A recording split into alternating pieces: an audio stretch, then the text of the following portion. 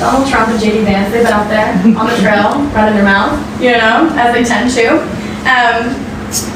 How do their comments make you feel about what policies Trump and Vance would propose for women?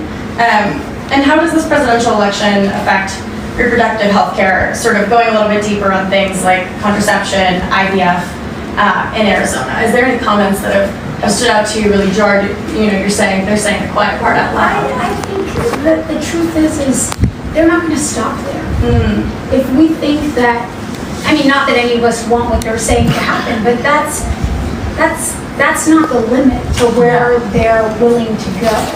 Women's rights and women's well-being is a target of theirs. They go so far, JD Vance has gone so far as to say that women should just stay in abusive marriages. So where does it end? Where does it stop? I think that they are out there running their mouths, but they're also out there telling us what they plan to do.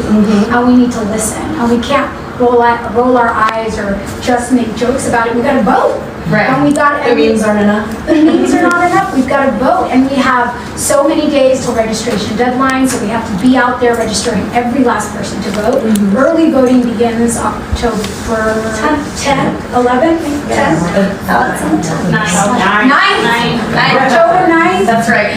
No misinformation here. That's absolutely right. Early voting begins then, so it's really important that we get out to our communities at early voting and try to get some of those blockages that keep people from voting on election day out of the way. So we have work to do, and there is so much.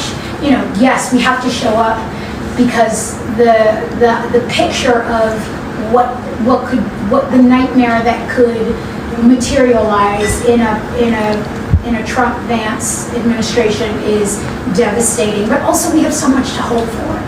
We get to vote for Kamala. Bring us there. We get to vote for Kamala Harris and Tim Walz, folks who have spent their entire lives protecting us and protecting these rights. And so for me, I'm hopeful, I'm energized. We can talk about what's scary and what we're afraid of, but we also have the power and potential to make sure that our future is the one we want for ourselves, the ones we want for our babies and everyone coming after us. So we gotta get to work. That's what we have to get to work. That is absolutely right. We've got to talk to our friends. We've got to knock the doors. We've got to make the phone calls. And you should be an early voter. Don't wait. Don't wait to go out there and cast your vote in person. Get it done now so they can stop calling you and knocking on your door. And then on election day, give someone a ride to the That's polls. absolutely right. Give people a ride knock on doors, remind people, have you voted? Stand at your coffee shop and be like, have you voted yet? Like, be annoying on election day. Get your vote out of the way and then go get other people to vote.